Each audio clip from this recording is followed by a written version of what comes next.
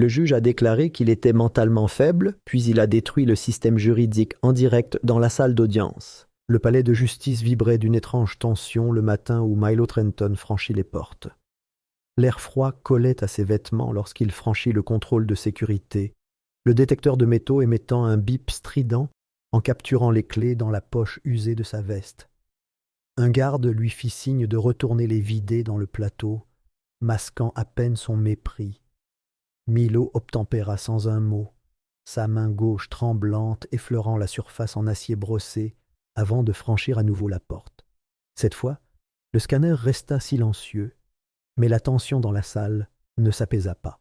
Des flashs de caméra jaillissaient derrière des cordes de velours, des journalistes impatients chuchotant des nouvelles urgentes dans des microphones, tout en jetant un coup d'œil à l'homme décharné qui se dirigeait vers la salle d'audience 17. Pour beaucoup, Milo semblait étrange, un homme de 32 ans dont le corps semblait se replier sur lui-même, comme s'il se contractait sous le poids d'une tempête invisible. Ses pommettes étaient saillantes, ses yeux enfoncés, et son regard brillait en permanence. Pas vraiment de la peur, mais cette sorte de vigilance née de mois, voire d'années, à regarder par-dessus son épaule. Le tremblement de sa main gauche ne s'arrêtait jamais, subtil mais constant, comme si ses nerfs ne savaient plus se calmer. Des murmures le suivaient tandis qu'il traversait la foule. Certains raillaient, le considérant comme une âme brisée de plus, jetée entre les griffes de la justice. D'autres le plaignaient, le considérant comme un simple bouc émissaire pris dans les rouages d'un système plus vaste. Mais aucun d'eux, aucun, ne se doutait qu'à la fin du mois, cet homme discret bouleverserait le système même qui cherchait désormais à l'enterrer. Il entra lentement dans la salle d'audience, comme si chaque pas était mesuré, répété dans des moments d'intimité où il avait imaginé cette journée se dérouler de 1000 manières différentes. Des sols en marbre s'étendaient sous des néons qui clignotaient avec un léger bourdonnement, projetant une lueur stérile sur la mer de costumes sombres et d'expressions crispées. Journalistes, spectateurs et même les clercs semblaient retenir leur souffle lorsqu'il prit place à la table de la défense. Le poids de la salle se modifia. Quelque chose en lui, dans le silence qui semblait s'accrocher à lui comme une ombre, exigeait une attention inquiète. À ses côtés était assis Grayson Wells, l'avocat commis d'office, qui semblait avoir mené trop de batailles et perdu plus qu'il ne voulait en compter. Sa cravate était desserrée, ses yeux injectés de sang et ses doigts tapotaient sans relâche un bloc-notes taché d'encre et de café. Milo ne l'avait rencontré que 4 jours plus tôt, après que son premier avocat s'était mystérieusement récusé. Grayson n'avait pas posé beaucoup de questions. Il se pencha simplement par-dessus la table et lui dit, avec la franchise sèche d'un homme qui ne s'appuyait plus sur l'espoir, qu'il ne devait pas espérer justice, seulement survivre. « N'attends pas justice, Milo. Essaie juste de t'en sortir vivant. » De l'autre côté de l'allée, l'accusation dégageait le calme arrogant propre au pouvoir sans frein. Le procureur Franklin Rowan ajusta ses boutons de manchette en argent et lança un regard narquois à Milo, un sourire en coin qui ne lui parvint pas jusqu'aux yeux. Rowan n'était pas seulement un procureur, c'était un acteur politique, dont le chemin vers les hautes fonctions était pavé de condamnations et de déclarations d'intention télévisées. Soutenu par le bureau du gouverneur et par des intérêts fédéraux chuchotés, Rowan avait toutes les raisons de veiller à ce que Milo Trenton ne soit plus jamais libre. Il ne s'agissait pas de culpabilité ou d'innocence. Il s'agissait de faire un exemple. Milo était accusé d'avoir orchestré l'une des fuites de données les plus accablantes de l'histoire de l'État. Des documents internes du Bureau fédéral des services correctionnels avaient été faits surface, des dossiers révélant un labyrinthe de rapports psychologiques falsifiés, d'ordres de transferts illégaux et de décès de patients au sein d'établissements psychiatriques privés sous contrat avec l'État. Ces documents révélaient comment les lanceurs d'alerte étaient réduits au silence, comment le système avait été instrumentalisé pour faire disparaître des personnes gênantes sous couvert d'instabilité mentale. La fuite avait provoqué des émeutes dans plusieurs établissements Une brève enquête indépendante et la démission forcée de 2 hauts responsables pénitentiaires. Mais l'incendie avait été maîtrisé rapidement, trop rapidement. Le monde ne connaissait la source de la fuite que sous le nom de spectre, un fantôme dans la machine, une ombre indétectable, jusqu'à ce que, miraculeusement, Milo soit retrouvé. Les autorités affirmaient qu'il se cachait dans les forêts du Massachusetts rural, communiquant avec des journalistes et des pirates informatiques, orchestrant le chaos dans l'ombre. Du jour au lendemain, il était devenu un méchant dans les médias. Le récit était simple. Un homme instable, une conspiration délirante, des actions dangereuses. Le gouvernement avait son bouc émissaire, et Rowan son affaire. Mais Milo n'avait pas toujours été comme ça. Il y avait des moments cruciaux, intrusifs, qui surgissaient sans prévenir. Des flashbacks d'il y a 2 semaines se glissèrent dans sa mémoire, immobiles comme le marteau posé sur le banc du juge.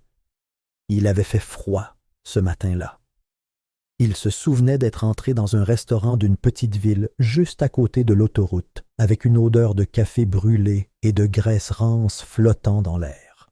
La serveuse ne le regarda pas à 2 fois tandis qu'il s'asseyait à la banquette d'angle. Il avait posé une clé USB cabossée sur la table, l'enveloppant dans une serviette, avant qu'un jeune journaliste ne se glisse sur le siège en face de lui. Elle avait l'air nerveuse, les yeux rivés sur la porte. Milo avait simplement dit « Tout ce dont vous avez besoin est là-dessus », puis s'était levé et était parti sans finir son thé. Il se souvenait du vent qui lui piquait le visage alors qu'il s'enfonçait dans la forêt derrière le restaurant, le cœur battant, les mains moites. Cette nuit-là, il l'avait attrapé, pas des agents locaux, mais des agents fédéraux dans des voitures banalisées, leurs vestes zippées jusqu'au cou et les yeux protégés par des lunettes de soleil malgré l'obscurité. Il ne lui avait rayé pas lu ses droits. Il l'avait roué de coups dans la boue derrière une station-service, lui avait à ligoter les mains et l'avait conduit au-delà des frontières de l'État. Maintenant, dans la salle d'audience numéro 17, il était de nouveau assis sous les néons, cette fois non pas comme lanceur d'alerte, mais comme accusé. Le juge qui présidait le procès était Everett Langston, un homme dont la carrière s'étendait sur 4 décennies et dont la loyauté n'était plus un mystère pour personne. Le nom de Langston était déjà apparu dans des documents fuités, une seule fois, sur un formulaire d'autorisation de transfert psychiatrique d'urgence, mais personne ne l'avait interrogé à ce sujet. Et personne ne le ferait. Ses liens avec l'administration du gouverneur étaient profonds, des dons de campagne au séjour de golf dans des propriétés privées. Il présidait le procès de Milo avec l'indifférence de quelqu'un qui s'apprêtait déjà à répéter sa décision finale. La salle d'audience était bondée. De la galerie aux huissiers, tout avait été mis en place pour véhiculer un seul et même récit, celui de Milo souffrant de troubles mentaux. La première démarche de Rowan avait été de déposer une requête contestant sa compétence. Plusieurs psychologues agréés par le tribunal avaient déjà témoigné, décrivant Milo comme obsessionnel, délirant et émotionnellement détaché. Un médecin affirmait souffrir d'un trouble dissociatif de l'identité avec délire paranoïaque, citant des passages de son journal intime que Milo affirmait être inventés. Un autre invoquait son traumatisme d'enfance, une mère institutionnalisée, un père disparu, comme preuve que Milo avait simplement construit un fantasme pour justifier ses actes. La stratégie fonctionnait. Les médias reprirent l'histoire, décrivant Milo comme un complotiste atteint d'un complexe de sauveur. Même le portrait robot diffusé à l'antenne le dépeignait comme une silhouette frêle, les yeux écarquillés, la bouche mince, un homme s'effondrant sous le poids de sa propre histoire. Mais ce qu'il ne voyait pas, ce que même Grayson ne parvenait pas à saisir pleinement, c'était la précision avec laquelle Milo avait tout orchestré. Derrière sa main crispée et son regard vide, quelque chose de plus vaste se tramait. Milo connaissait les règles du système.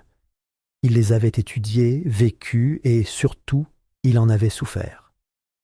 Ce qui lui avait été arraché en secret allait maintenant être révélé au public, quel qu'en soit le prix.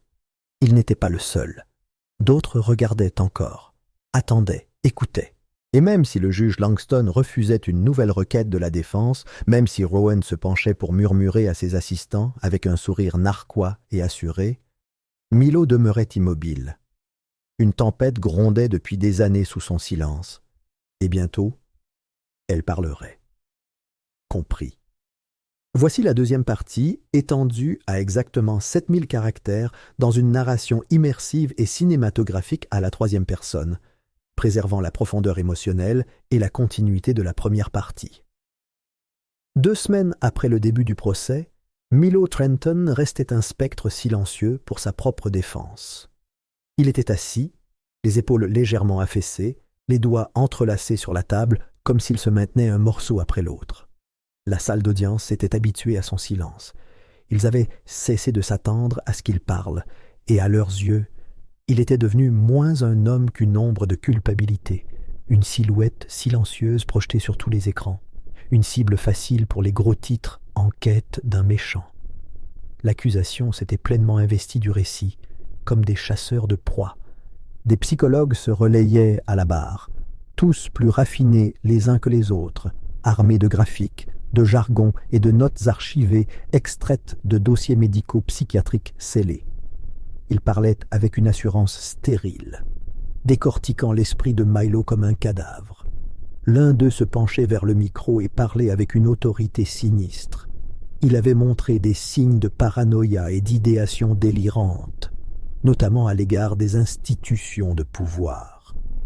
Il se méfiait de l'autorité, affichait un comportement obsessionnel et peinait à supporter de longues périodes d'isolement. Le passé de Milo était décortiqué à la loupe, ne grossissant que ce qui était accablant. Des collègues témoignèrent sous un regard méfiant. Ils décrivaient un homme réservé, parlant rarement pendant les pauses, toujours muni d'un carnet noir rempli de symboles et de schémas étranges.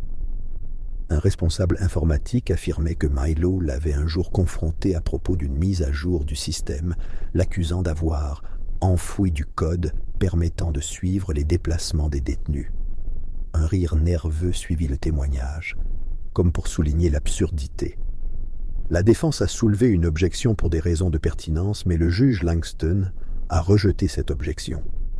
La pertinence, semblait-il, était déterminée non par les faits, mais par la mesure dans laquelle il pouvait lier Milo à la folie. S'ensuivit le témoignage du docteur Pelham, psychiatre en chef de l'Institut psychiatrique Glenmark, un établissement devenu tristement célèbre suite à la fuite de documents. Elle affirmait que Milo avait passé plusieurs mois dans cet établissement 5 ans auparavant, admis volontairement après une crise de nerfs au travail. Elle faisait référence à des notes datées de son dossier, faisant état de pensées désorganisées, de la peur de la surveillance et d'une incapacité à distinguer la réalité de la fiction.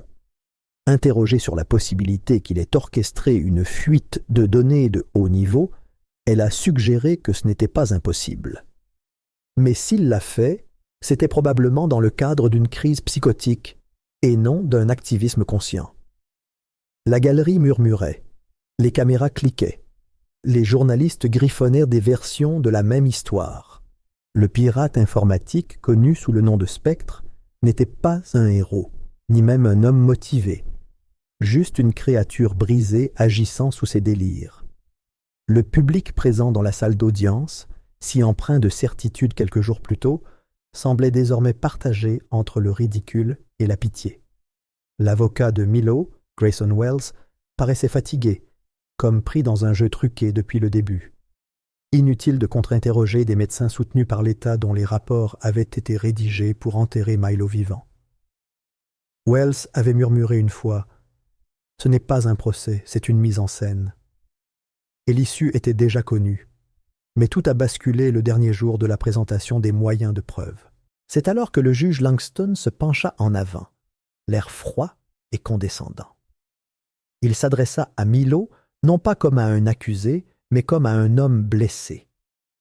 Sa voix était lourde de sens lorsqu'il déclara que le silence de Milo tout au long du procès n'avait fait que confirmer les évaluations psychologiques présentées au tribunal. Selon lui, Milo était mentalement faible, incapable de comprendre les conséquences de ses actes. Une menace non pas par malveillance, mais par instabilité. Les hommes délirants, disait Langston, peuvent parfois faire plus de mal que les méchants. L'instant était suspendu dans l'air. Puis Milo bougea. Il ne se leva pas brusquement ni ne cria. Il fouilla simplement dans la poche intérieure de son manteau, en sortit une feuille de papier pliée et la posa délicatement sur la table devant lui. Ses doigts la survolèrent un instant, comme s'il se préparait à l'impact. Puis, lentement, il se releva. Tous les regards se tournèrent vers lui. Pour la première fois depuis des jours, la salle d'audience reconnut sa présence non pas comme celle d'un fantôme, mais comme celle d'un homme. Milo se tourna vers le juge et parla, non pas avec fureur, mais avec calme et détermination. Il dit que le tribunal l'avait qualifié de faible. C'est ce que des agents fédéraux lui avaient dit il y a 2 semaines lorsqu'ils l'avaient traîné hors d'un motel près de Brighton, l'avaient attaché à une chaise et lui avaient infligé des électrochocs au cerveau jusqu'à ce qu'il oublie son propre nom. Il dit qu'il ne posait pas de questions, mais répétait sans cesse la même phrase « Tu parles, tu disparais ». Milo déplia le papier, révélant un schéma dessiné au stylo, vieux et froissé, étiqueté avec des numéros énigmatiques. Il désigna un coin de la page. C'était un plan de l'aile est de Glenmark, montrant des pièces qui ne figuraient dans aucun document officiel, des annexes secrètes, accès restreint. Il dit qu'une de ces pièces l'avait détenu pendant 8 jours. Il n'avait pas été mis sous sédatif. Il avait été étudié. Pas soigné, mais examiné, comme un problème à rétroconcevoir. Et le plus accablant, il affirma que le juge Langston lui-même avait autorisé le transfert à Glenmark sans examen juridique, signant une ordonnance contournant les procédures d'admission standard. Il affirma que cette ordonnance avait été retirée des serveurs du tribunal et enfouie sous de faux dossiers médicaux. Le visage du juge Langston ne trahissait aucune émotion, mais ses doigts tremblaient contre le bord du banc. Franklin Rowan se leva vivement, protestant contre cette explosion, exigeant que Milo soit réduit au silence pour ses accusations infondées. Mais Milo persista. Il demanda pourquoi. S'il était si faible mentalement, son appartement avait été perquisitionné sans mandat 2 semaines avant son arrestation. Il demanda pourquoi le bureau du gouverneur avait publié une note interne, divulguée plus tard, le qualifiant de « risque de confinement pour l'intégrité institutionnelle ». Il demanda pourquoi des paquets de données cryptées auxquels il n'avait jamais accédé contenaient ces identifiants. Un silence stupéfait régna dans la salle. Grayson Wells se tint lentement à côté de son client et, sans un mot, prit une mallette noire sous la table. Il l'ouvrit et en sortit 3 petits disques durs, chacun marqué d'un chapelet de ruban rouge et de numéros manuscrits. Il les présenta au tribunal, expliquant qu'ils contenèrent des courriels échangés entre des dirigeants de prisons privées, des notes manuscrites du conseil d'administration de Glenmark, des transactions financières attestant de pots de vin versés à des officiers supérieurs des forces de l'ordre, dont le neveu de Langston, un commissaire de police lié à l'entreprise contractante qui supervisait les centres de détention pour personnes psychiatriques. Grayson semblait plus vivant qu'il ne l'avait été depuis des semaines. Ce n'étaient pas des accusations, c'étaient des dossiers horodatés, vérifiés et désormais versés au dossier. Et pourtant, Milo resta debout. Il avait dit qu'il ne voulait jamais que cela se produise au tribunal. Il voulait que le système se répare de lui-même lorsqu'il verrait la vérité. Mais comme ce ne fut pas le cas, il réalisa pire encore. Il n'était jamais en panne. Il était construit ainsi. Le jury observa, immobile. Le greffier marqua une pause au milieu de sa frappe. Devant le palais de justice, des manifestants ont commencé à se rassembler pour la première fois, certains brandissant des pancartes au nom de Milo, d'autres des captures d'écran de fichiers fuités qui jonchaient désormais Internet.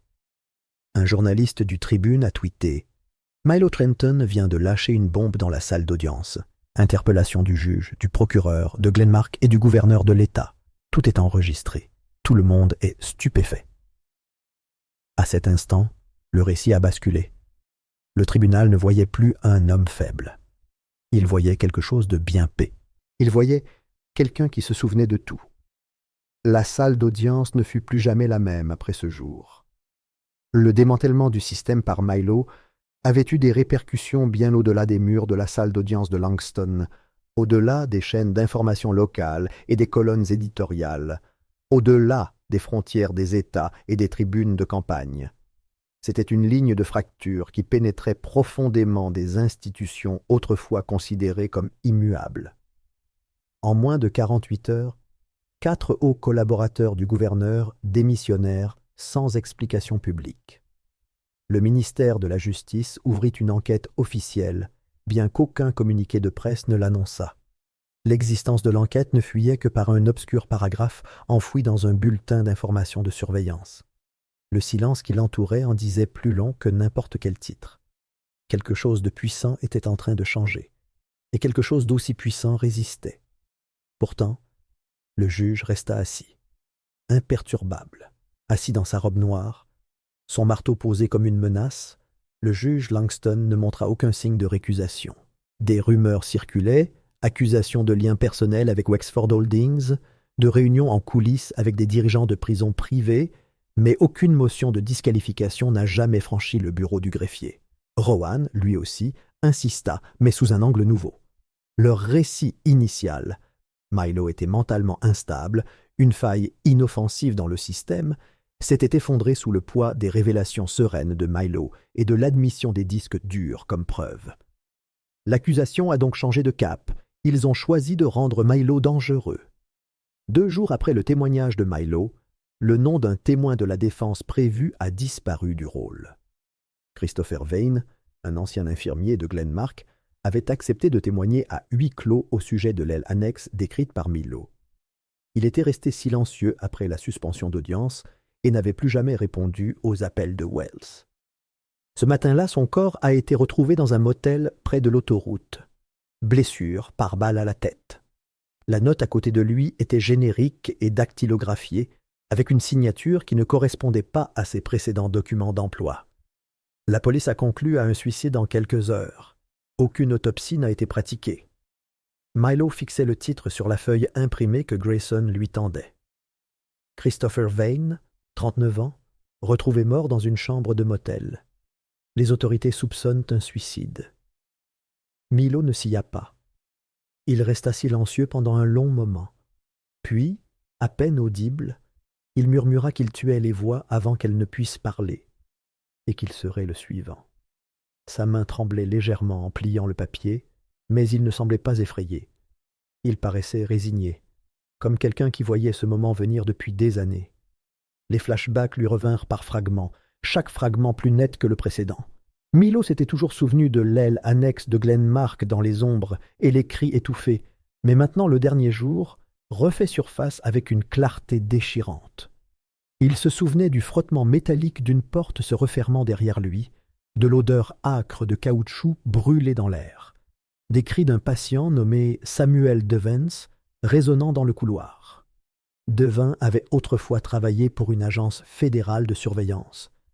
Soigné, éloquent, pas le genre d'homme qu'on trouve habituellement enfermé.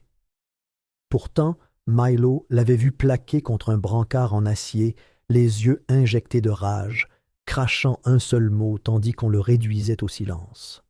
Wexler. Personne n'y croyait alors. Personne ne voulait y croire. Mais le nom était resté, enfoui comme un virus dans la mémoire de Milo, attendant le moment propice pour se transformer en quelque chose d'indéniable. Maintenant, ce moment était arrivé. Le 7e jour du procès, tandis que Grayson classait les dossiers et que le juge examinait les requêtes de procédure, Milo remarqua la silhouette assise au fond de la salle d'audience. Un homme en costume gris anthracite, le col raide, l'expression gravée dans la pierre. Il ne figurait pas au rôle de l'audience. Il n'était pas entré avec la presse.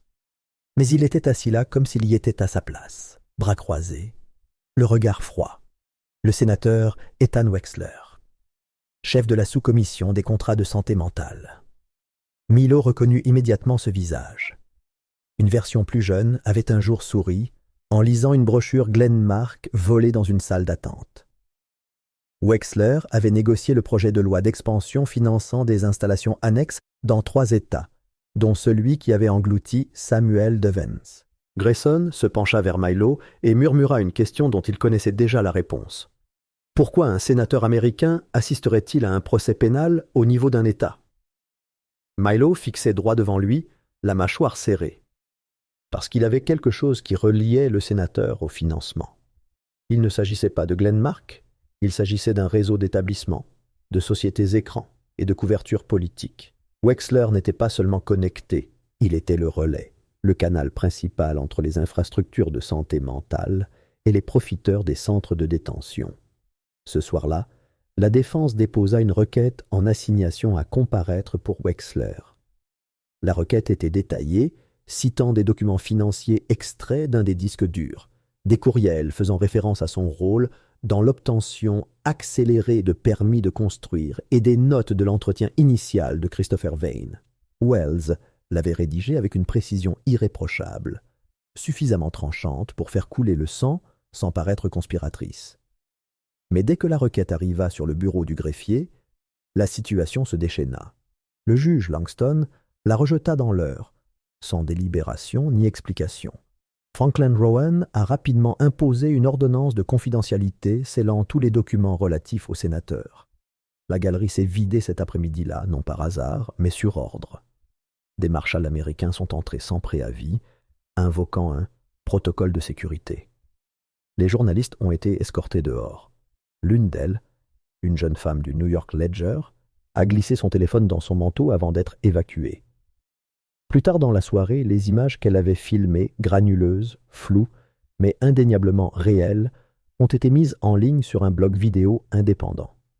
La vidéo montrait la décomposition de Milo au tribunal, ses accusations, la mention de l'annexe de Glenmark, le nom de Wexler. Au matin, c'était partout. Les réseaux sociaux se sont effondrés sous son poids. Certains ont traité Milo de martyr, d'autres de menteur. Les hashtags ont fait fureur. Des forums anonymes ont exhumé d'autres documents, extrayant des rapports budgétaires publics et des dossiers d'entrepreneurs des recoins obscurs du web.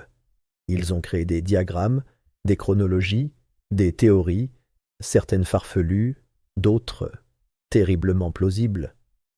Une ancienne infirmière de Glenmark a commenté anonymement, confirmant l'existence de patients non enregistrés.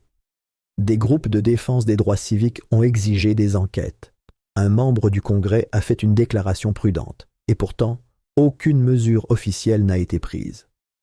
Dans la salle d'audience, tout a changé. La sécurité a été renforcée. Les détecteurs de métaux ont été remplacés par des scanners biométriques. Les agents de police se sont rapprochés de Milo, non pas pour le protéger, mais pour lui rappeler qu'il était en cage. Grayson a cessé de sourire. Ses notes se sont désorganisées. Sa voix s'est brisée pendant les requêtes. Milo l'a remarqué boire du café tard dans la soirée, les yeux rougis par le manque de sommeil. Ce n'était pas de la fatigue, c'était de la peur. Ils avaient tous deux franchi le pas. Il ne s'agissait pas seulement de liberté ou de justice. Il s'agissait de survie. Milo était assis en silence, observant le juge, le procureur, les caméras qui étaient revenues pour capturer le drame. Mais ce n'était plus du théâtre. C'était devenu un champ de bataille de la vérité et de la survie, où chaque mot était une mine et chaque regard pouvait être le dernier sûr. Et tandis qu'il regardait Wexler reprendre sa place au dernier rang, sans assignation, sans contestation, sans crainte, Milo comprit l'enjeu. Il ne s'agissait pas de prouver son innocence. Il s'agissait de prouver que quelque chose existait derrière le rideau, quelque chose de délibéré, quelque chose de conçu. Il n'était pas un lanceur d'alerte. Il était le témoin d'une machine que personne n'était censé voir. Le dernier jour du procès commença sous un ciel gris et terne, de ceux qui semblaient absorber le son plutôt que le porter. L'air à l'extérieur du palais de justice était lourd comme celui qui précède un orage, bien qu'il n'ait jamais plu. Un brouillard bas enveloppait les marches de pierre comme un voile, refusant de se lever. À l'intérieur, la salle d'audience était méconnaissable. Des gardes armés encadraient maintenant le banc, leur présence silencieuse mais indéniable. Leurs gilets pare-balles reflétaient la lumière matinale, leurs mains flottant près de leurs étuis, non par protocole mais par nécessité. Quelque chose avait changé pendant la nuit. quelque chose de froid et d'irréversible. Le sénateur Ethan Wexler était parti. Aucune déclaration publique, aucun départ prévu. Son siège dans la tribune était resté vide, un espace de pouvoir fantôme évacué sans prévenir. La presse murmurait des théories, mais personne n'osait prononcer le mot « fuite » officiellement. Le juge Langston entra par une autre porte ce matin-là. Il se déplaçait comme quelqu'un accablé par un poids trop lourd pour la cérémonie. Son teint était pâle, ses yeux enfoncés, comme si le sommeil avait cédé la place à l'effroi. Il ne salua pas la salle. Il ne croisa le regard de personne. Il resta simplement assis. Des rumeurs commencèrent à circuler presque immédiatement. 3 greffiers avaient démissionné au milieu de la nuit. Leur bureau était vide à l'aube, leur connexion système désactivée. L'un d'eux aurait laissé un mot contenant seulement 2 mots. « Nous savions ». Personne ne le confirma officiellement, mais la nouvelle se répandit rapidement dans un bâtiment devenu plus forteresse qu'un forum. Dehors, les marches étaient bordées de manifestants et d'équipes de tournage, leurs chants étouffés par l'air de plus en plus dense et le bourdonnement constant de la tension. Grayson entra discrètement, son manteau encore humide de rosée, une enveloppe Kraft usée serrée dans sa main. Il ne parla pas tout de suite, se contentant d'un bref regard résolu à Milo en prenant place à la table de la défense. L'enveloppe semblait avoir été pliée, rouverte et transportée sur des kilomètres. Ses pièces étaient mous, le papier à l'intérieur effiloché. Grayson la déposa délicatement sur le bureau devant eux, comme s'il en reconnaissait le poids avant même de l'ouvrir. Lorsque Milo la regarda, il ne demanda pas ce qu'elle contenait. Il le savait déjà. Grayson se pencha légèrement, à peine plus haut qu'un murmure, et déclara qu'il croyait que c'était fini, que tout était fini aujourd'hui. Mais Milo ne se leva ni triomphalement, ni avec une certaine justification. Il se leva lentement, tel un homme portant un souvenir trop lourd à soulever, mais refusant de l'abandonner. Il ne s'adressa pas au juge, pas tout de suite. Son regard scruta la salle d'audience. Les bancs, les murs, la galerie qui avait abrité fantômes et personnalités influentes. Et puis, d'une voix non pas élevée, mais assourdie par le chagrin, il s'adressa au tribunal. Il n'avait jamais cherché la justice, songea-t-il. Il recherchait le confinement, le contrôle, le silence. Mais ils oubliaient de rendre compte de la seule chose qu'ils ne pouvaient ni confisquer ni effacer, le pouvoir de la mémoire. Lorsque Grayson se leva, il porta l'enveloppe comme une offrande, sans dramatisation, sans pause pour faire effet. Il versa la dernière pièce à conviction au dossier avec le poids de la finalité. À l'intérieur se trouvait un accord signé, un mémorandum interne entre le sénateur Ethan Wexler, gouverneur en exercice, et le conseil d'administration d'une société privée connue seulement dans les notes de bas de page des comptes de Glenmark. L'en-tête portait l'emblème d'une division de recherche comportementale aujourd'hui disparue, et les signatures étaient sans équivoque. Chacune reconnaissait l'approbation du financement d'une initiative secrète hébergée dans l'annexe de Glenmark. 6 mémos internes étaient joints, d'un ton clinique, dénué d'émotion. Il faisait référence à une stratégie décrite comme la phase 3 de la dissolution comportementale. Chaque document décrivait comment éroder systématiquement la crédibilité des dissidents internes en orchestrant leur effondrement psychologique. La méthode reposait sur l'institutionnalisation forcée, la surmédication sélective et des protocoles d'isolement conçus pour simuler l'apparition d'une maladie mentale. L'objectif était clair: discréditer le lanceur d'alerte avant même qu'il n'atteigne une tribune. Le système même censé guérir avait été instrumentalisé pour enfouir la vérité sous des murs capitonnés et des codes de diagnostic. Un silence si total s'abattit sur la salle d'audience qu'il semblait lui serrer la poitrine.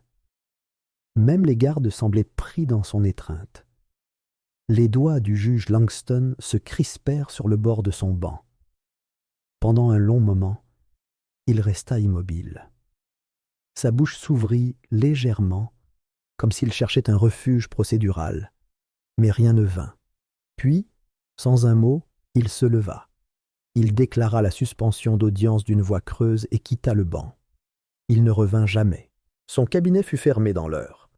Le lendemain matin, des agents fédéraux se présentèrent à son domicile privé. À la fin de la semaine, le juge Langston fut officiellement inculpé d'entrave, de corruption et de complot. Sa chute fut rapide, non pas faute de protection, mais parce que celle-ci s'effilochait avec lui. Dans la salle d'audience, la suite des débats fut brève. Rowan n'offrit aucune réplique définitive. Son regard s'était éteint, son arrogance avait disparu. Son silence exprimait ce que ses mots ne pouvaient jamais dire. Il avait perdu le contrôle du récit. Le jury, autrefois trié sur le volet par son cabinet pour sa fiabilité, revint après seulement 3 heures de délibération. Son verdict fut unanime, non coupable de tous les chefs d'accusation. Milo Trenton était libre. Mais il ne quitta pas le bâtiment comme un homme libéré. Il s'avança dans la lumière comme on émerge d'une mine effondrée, les yeux plissés, les poumons respirant avec précaution. Grayson marchait à ses côtés, l'enveloppe toujours serrée dans sa main, comme l'emblème d'un non-dit entre eux. Les journalistes affluèrent, les questions pleuvaient comme des flèches, mais aucun des 2 hommes ne répondit. Ils marchèrent simplement, non pas loin de la justice, mais vers ce qui restait après elle. Dans les semaines qui suivirent, l'affaire Milo devint un coup de tonnerre.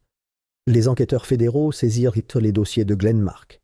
Une vaste enquête multi-États se déroulait, discrètement d'abord, puis explosivement. Des lanceurs d'alerte commencèrent à se manifester, certains anonymement, d'autres à visage découvert.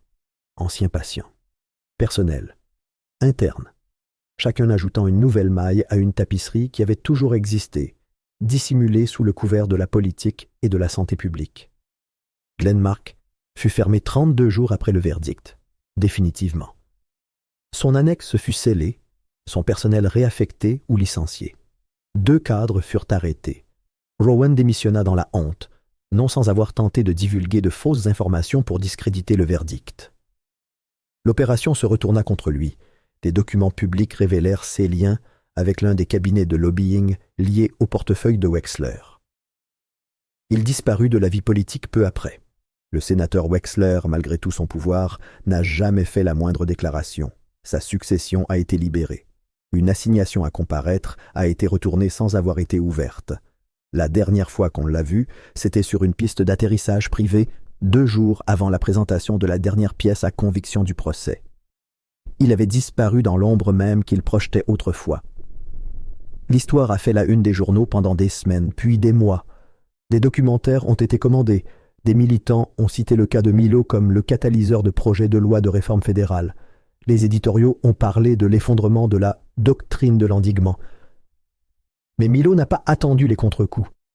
Il a refusé des interviews, ignoré des offres, s'est détourné des tribunes que d'autres tentèrent de lui construire.